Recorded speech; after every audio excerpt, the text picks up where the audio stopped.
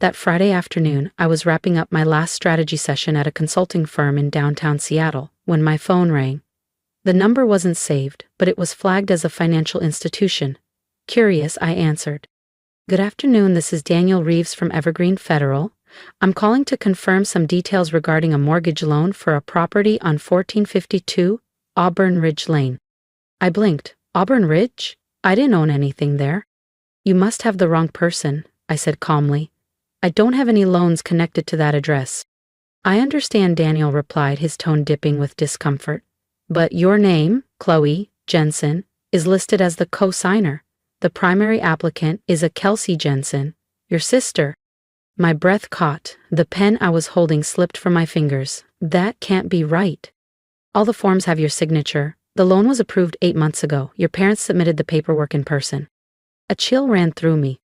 I thought of Thanksgiving. The way Mom wouldn't meet my eyes.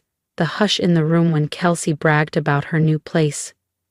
The routine forms I'd signed at Dad's birthday, supposedly for updated medical coverage. "I need those documents emailed to me now," I said firmly. "I'll send them within 5 minutes," Daniel assured me. "But the account is delinquent, overdue by 10 weeks, outstanding balance $17,800, 0 cents. I felt like the floor disappeared beneath me. After the call, I immediately phoned Ryan, my best friend since grad school, and thankfully a real estate attorney. He didn't hesitate.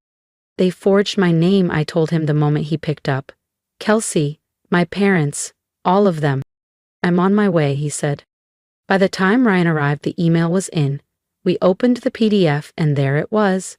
My name signed with the same distinctive curl in the C that my mother always added when forging my signature on school notes.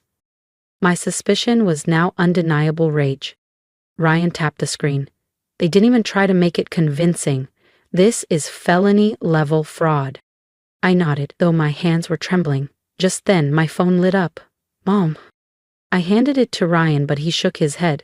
"Answer it. Try to stay calm." I inhaled sharply and pressed accept. "Hi, Mom." "Hi, honey, are you free tonight? Your dad's making his famous lasagna," she said, cheerful, too cheerful. I almost laughed at the timing. "That's great. Actually, I wanted to talk to you too. I got a really fascinating call today from Evergreen Federal."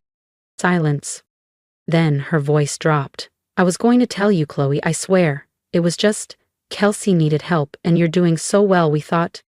"So your solution was identity theft." My voice rose before I could stop it. "Do you have any idea what this could do to my job?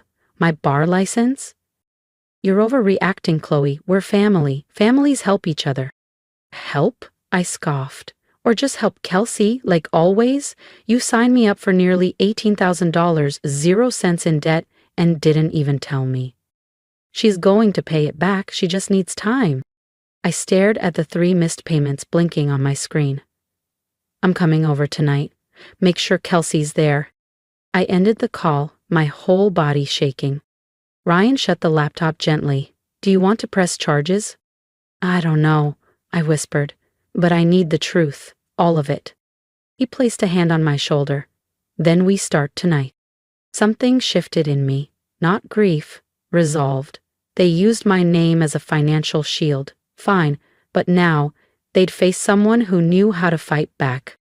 Ryan returned that night at 8 p.m., holding his laptop, a folder, and 2 sandwiches. He looked more serious than I'd ever seen. "You need to eat something before you pass out," he said, pulling up a chair. I started digging. "This isn't just the mortgage, Chloe."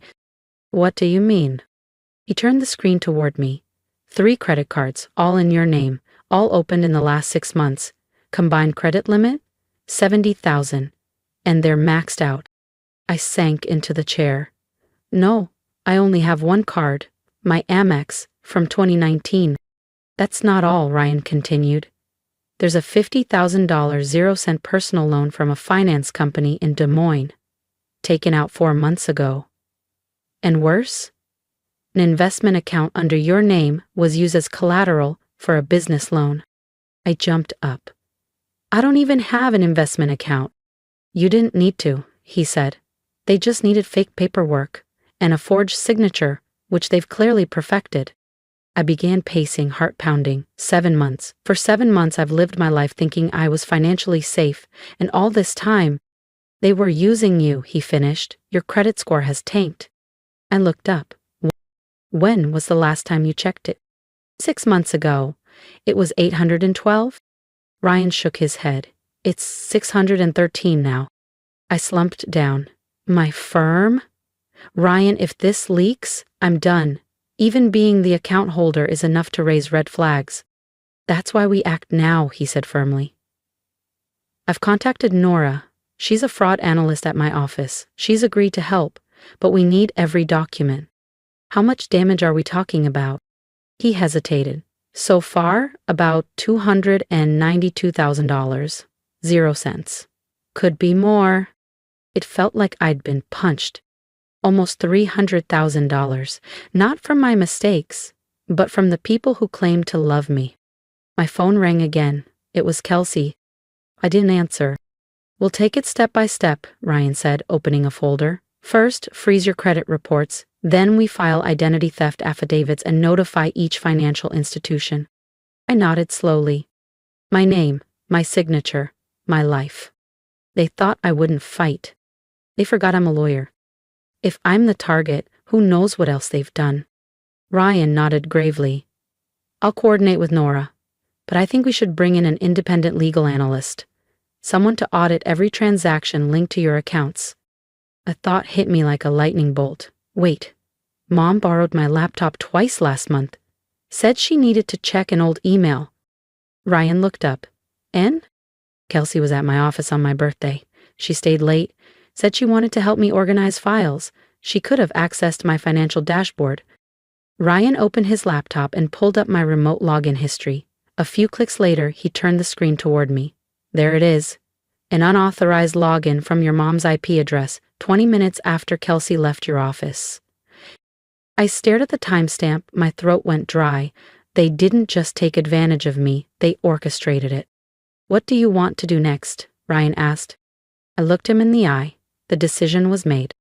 Tomorrow night, I confront them, not as their daughter, not as Kelsey's sister, but as someone who knows everything and won't be quiet. The next evening, I walked into the house where I'd grown up in Bellevue. Everything looked the same, familiar, but foreign. The outdated floral couch, the faded photo of our family at Mount Rainier, and the smell of Mom's roast chicken, the one she always made when she was hiding something. Kelsey sat at the table, red-eyed. My dad stood silently at the stove. My mom looked up and forced a smile. Chloe, you made it, she said, like it was just a casual visit. I didn't answer. I placed a thick folder on the dining table. Let's skip the pretending. These are copies of every fraudulent account, loan, and investment opened under my name, verified by a legal investigator. Mom's eyes flicked toward the papers but didn't linger. Kelsey burst into tears. You don't understand, she choked out. I didn't mean to hurt you. I just needed help with the down payment and then things spiraled. Spiraled, I said, voice cold. You took out a $180,000 0 cents loan using my credit. You opened credit cards in my name. You pledged my investment account for your business loan. Dad finally turned around. She just needed a break, Chloe. You've got everything, why can't you give her a little? I stared at him in disbelief. So, stealing my identity is a form of support now? Mom stepped forward. We thought you'd understand. You're so successful. We didn't want to burden you with all the details. Forgiveness isn't on the table tonight, I said quietly. Kelsey clutched my arm. I'll pay it back, I promise. I pulled up a photo on my phone and showed her. You spent over $9,000 0 cents at a spa last month and $3.50 on handbags. How do you plan to pay that back when you don't even have a stable income? Silence, just the ticking of the kitchen clock. I don't know, Kelsey finally whispered. Exactly, I said. And if you all think family means using someone's life and reputation like a credit card, then maybe we're not speaking the same language anymore. Mom broke down into sobs. Please, Chloe. If you report this, Kelsey will lose her house. I looked at my sister, her eyes full of panic. Then I looked at my parents, the people who raised me to believe in honesty, now standing here hoping I'd stay silent? I've already spoken with my attorney, I said firmly. Tomorrow, I'm filing an identity fraud complaint with the State Financial Crimes Unit. Dad's jaw tightened. You're taking your own family to court? I'm not taking anyone, I said, steady. You put yourselves there when you used me without consent. Kelsey whispered, You can't do this, I'm your sister. I met her gaze. You were. But you're also the person who sabotaged the life I spent a decade building. She said nothing. Mom collapsed into a chair, sobbing. My father stared at the ground. Kelsey stood frozen, guilt etched into every line of her face. I walked to the door, then turned around. This isn't revenge. This is justice. Because if I stay quiet now, there will be a next time. And I've got nothing left to give. I opened the door and walked out, leaving the silence behind me. The betrayal and the same tired excuse. We're family. But for the first time in my life, I saw it clearly. Family is not a license to destroy someone and call it love. 3 days after I confronted my parents and Kelsey, I sat in the sleek corner office of Solstice James, a senior financial analyst who consulted with our law firm. Ryan had made the introduction, and within 5 minutes I understood why. Solstice didn't speak much, just typed steadily, her eyes flicking across my documents like she was decoding an ancient riddle. I sat beside her, heart racing, cold sweat sticking my blouse to the chair. Chloe, she finally said, almost 2 hours in, we have a much bigger problem than you realize. My stomach dropped. How big? She turned her monitor toward me. Big enough to involve the FBI. I stared at the screen. Dozens of flagged transactions were highlighted. Your investment account has been used as collateral for a fund called Riverpine Growth Fund. Ever heard of it? I shook my head. No. Exactly. It doesn't exist. But several members of the Red Maple Golf Club, where your parents are regulars, have been funneling money into it for months. She pulled up a spreadsheet that made my eyes spin. I traced $5,200,000 0 cents, through at least 4 intermediary accounts, 2 in the U.S., 1 in Belize, and 1 anonymous holding in Luxembourg. I pushed back from the desk. Oh my God. It gets worse, Solstice continued, calm and unshaken. They didn't just use your money. They used your name, your photo. They created fake emails showing you as the fund manager. She nodded. The address was nearly identical to yours, --c.jensen.consult@gmail.com. They used a spoofed e-signature based on your real contract templates. I suspect a keylogger was installed on a shared device, possibly your home laptop or office computer. I covered my face with both hands, my pulse thundering. So, they didn't just scam me. They used me to scam others? Exactly, Solstice said. People believed they were investing in a secure fund run by a respected corporate attorney. They trusted your public image. Just then Ryan walked in, coffee in one hand and his jaw tight. I just got a call, Chloe. Your dad and another man tried withdrawing $200,000, 0 cents, from a flagged joint account. The bank froze the transaction in time. Good, Solstice replied. We need to block every possible leak. If they move those funds offshore, they'll vanish. I shook my head. What about the victims? Has anyone come forward? Solstice exhaled. Not yet. They're mostly older. Some are close friends of your parents, others old classmates of your mom. That hit harder than I expected. The people who trusted my family most, they were the ones paying the price. There's someone you should meet, Solstice said. She stepped out and returned moments later with a familiar figure, Mrs. Helen Ward, my old high school English teacher and my mother's close friend. Hello, Chloe, she said gently. I stood up. Mrs. Ward, I'm so sorry. She shook her head, her voice wavering. I believed in your family, in you. I thought you were running the fund. They showed me emails, figures, your name. I trusted them. I trusted you. I had no idea, I said, my voice cracking.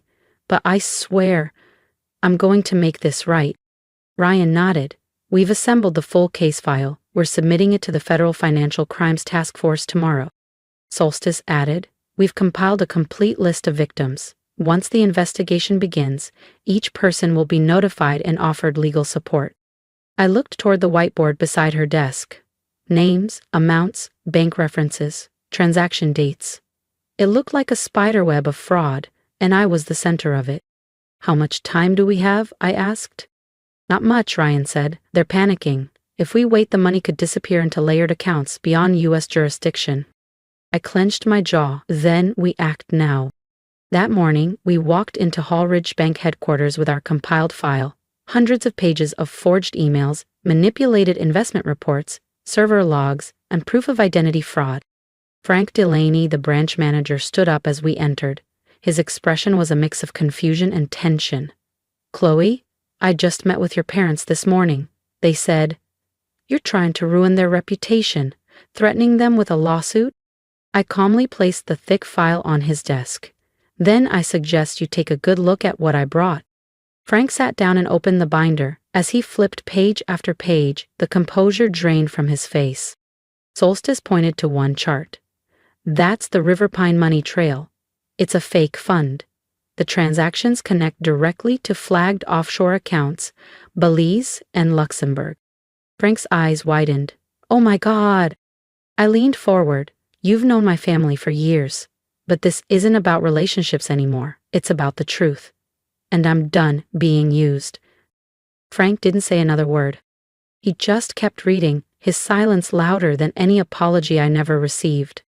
All mortgage applications, credit card openings, and investment activity originated from a single location, your parents' home, Solstice said, her tone grim.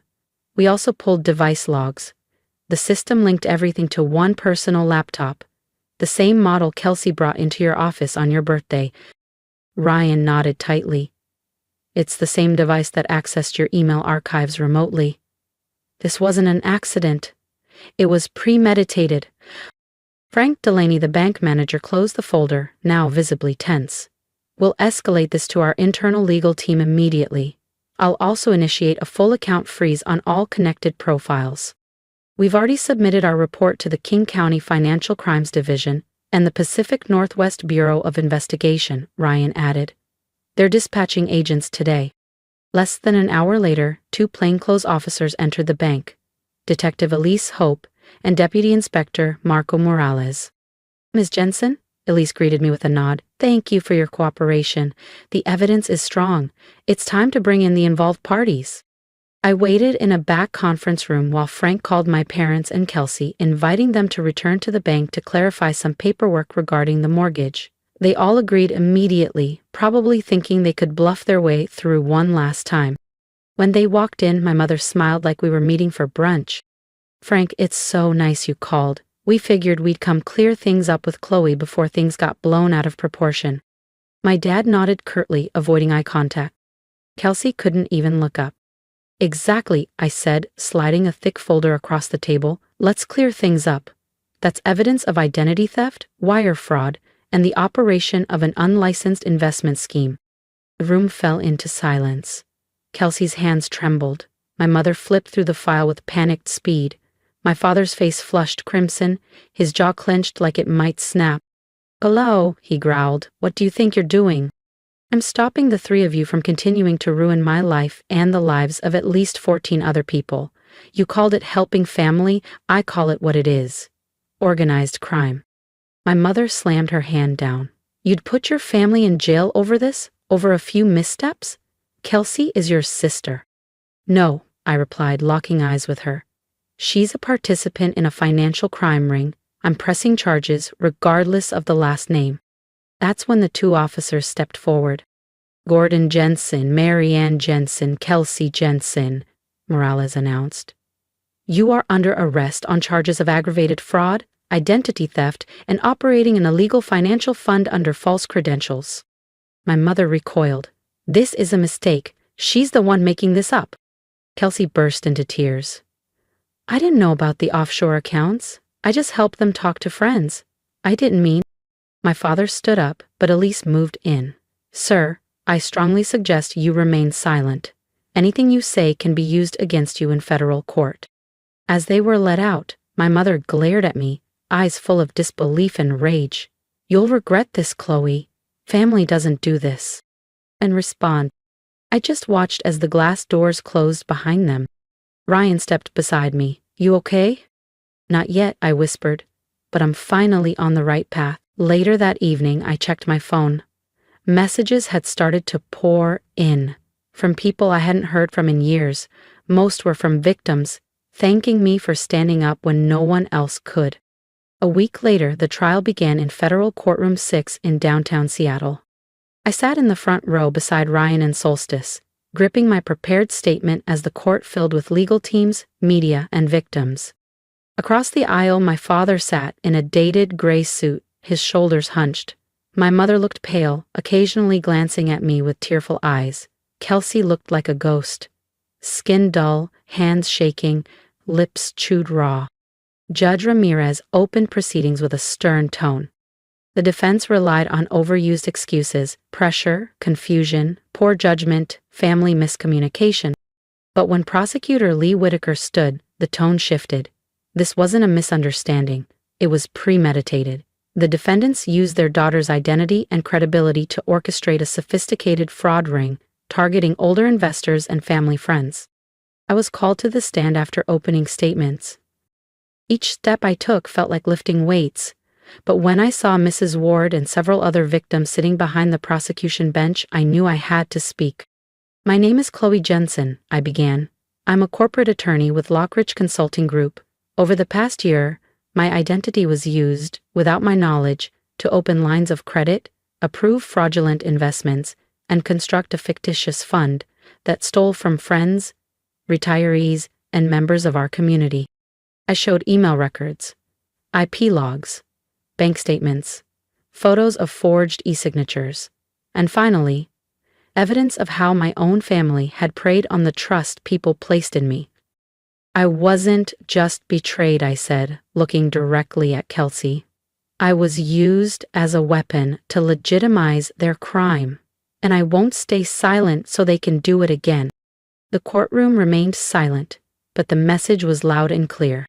Photos flashed across the projection screen. Red Maple Marina, South Florida. Each timestamp matching large withdrawals from victims' accounts. Gasps echoed through the courtroom.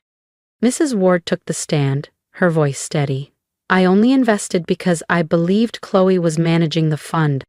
Kelsey's attorney tried to separate her from the case, claiming she simply followed her parents' instructions. But that collapsed when Prosecutor Whitaker presented a job application Kelsey submitted, using my resume, my law degree, and even my bar license number, complete with a forged e-signature. The courtroom went silent. Judge Ramirez flipped through the case file for nearly an hour before he looked up. Based on the evidence, testimony, and charges submitted by the federal prosecutor's office, the court hereby sentences. You could hear a pen click at the clerk's desk. Gordon Jensen, 18 years in federal prison, no parole for the first 10. Marianne Jensen, 15 years in federal prison. Kelsey Jensen, 12 years in federal prison and permanent disqualification from all financial representation or fiduciary roles. Kelsey collapsed into tears. My mother went pale. My father stared ahead, vacant. All assets tied to the case, homes, vehicles, jewelry, and accounts will be seized for restitution, the judge added. Funds in international holdings will be recovered, with FBI cooperation. Mrs. Ward took my hand. "You did the right thing." I nodded, but inside I ached. Doing the right thing had meant losing my family. As they were led away, Kelsey looked back. "I'm sorry," she whispered. "I didn't know it'd go this far." But she had. They all had. And they kept going. The trial was over, but the healing had only just begun. A week later, I returned to Lockridge Consulting Group. Not as the obedient daughter, but as someone who had survived financial betrayal, by blood. 2 days after sentencing, the board emailed me an invitation to lead a new initiative called Reclaim and Rise, a support program for victims of family financial fraud. "No one is more qualified," the CEO wrote, "not just because of your skill, but because you've lived it." I stared at the screen. Part of me wanted to shut the door, but a braver part knew. This was a beginning. I said yes. In our first week, I barely slept. Ryan, Solstice, and I built the foundation, launched a hotline, a website, a volunteer legal team. Within 10 days, over 300 people reached out. Most were elderly, women, or people blindsided by someone they trusted. One of the first calls that stayed with me came from Marlene, 67. I gave my retirement to help my son start a business, she said. Now he's gone, the money's gone, I feel stupid. No one's stupid for loving someone, I told her gently, but rising after betrayal? That's strength. Later that month, I went to clean out my parents' old apartment. The rest had been seized, but I was allowed to retrieve personal items. The house felt like a mausoleum. The same ticking clock, the same fake smiles and framed photos. In Kelsey's drawer, I found a worn leather notebook. First line, in her handwriting. River Pine Plan. Don't let Chloe find out. I closed it and breathed. Not in anger, but to let go. That night, I held our first support group meeting. I had a speech prepared, but seeing the faces in that room, I folded the paper. I'm not here to teach you how to heal, I began. I'm here because I once sat where you are, betrayed, ashamed, unsure of how to move forward. A young woman stood, tears streaming. Thank you, she whispered. You said what I never dared admit. Afterward, I received letters, drawings, even small tokens, not out of pity, but because they no longer felt alone. I had no parents anymore, no sister, not in the true sense of the word. But I'd found something deeper, a new kind of family, one that didn't demand silence, only honesty. One quiet afternoon, Solstice joined me on a park bench, with coffee in hand. She passed me a cup and smiled gently. Chloe, she asked, do you think you'll ever forgive them? I thought for a moment, then smiled. I don't know if forgiveness even matters anymore, but I know this. I've forgiven myself for staying silent, for enduring it, for believing that if I were just good enough, they wouldn't do what they did. Solstice nodded, her expression soft. And now? I looked out toward the Seattle skyline, where so many lives were quietly being rebuilt. Now, I use my voice to protect the ones who never had a chance. That's how I begin again. That's how I choose to go on. That evening, I stood alone in the small auditorium where Reclaim and Rise had just held its first national conference. The room was empty now, chairs stacked neatly. Warm golden light glowed across the stage where, just hours earlier, I had shared my story with hundreds of others. People who had also been betrayed by blood. In the corner was a table covered in handwritten notes, messages left behind by attendees. One caught my eye. I used to think I was weak for not being able to forgive, but thanks to you, I see now, sometimes the strongest thing we can do is cut off what's toxic. I held the note gently, tracing the shaky letters with my fingers. For years I believed love meant enduring, that preserving the image of family was sacred, but now I understood. Real strength doesn't come from silence. It comes from speaking up, from protecting ourselves and others from a cycle of deception dressed up as love. I used to be the daughter who tried to earn affection, thinking, if I worked harder, achieved more, stayed loyal, they would finally love me. But love isn't earned. It's given freely, with presence, respect, and care. And if it doesn't come with those things, it's not love. It's control. I remembered the day I testified in court, facing the 3 people I once believed were my anchors. The pain in that room wasn't just grief. It was transformation. A line drawn. Never again would I let someone go through that kind of betrayal alone. Since that day, I'd met hundreds of people. A single mother whose brother took out a loan in her name, then vanished. An elderly man whose daughter used his name to lease a car. A student crushed by debt because his parents used his identity to pay for someone else's tuition. Different names, same wound. The betrayal of someone you loved without question.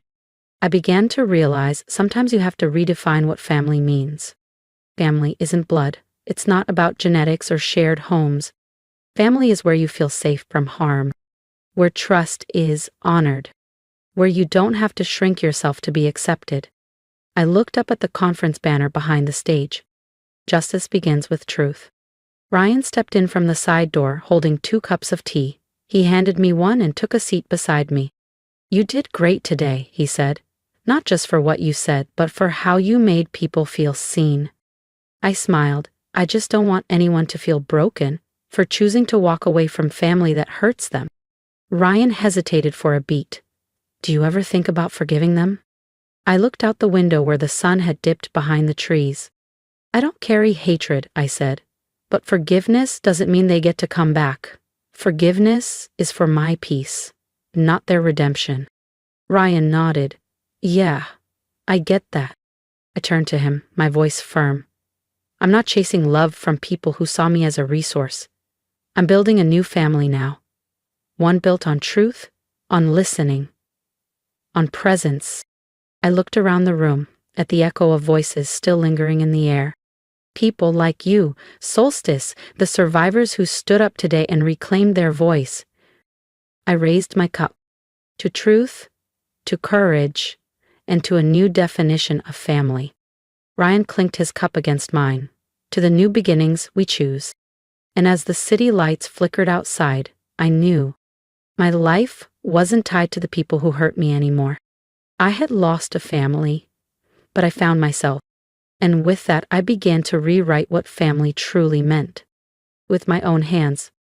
If my story resonated with you, if you've ever been betrayed by someone you trusted, or felt alone for choosing to walk away from toxic family ties, I want to hear from you. Leave a comment below. Tell me what part of my journey spoke to your heart.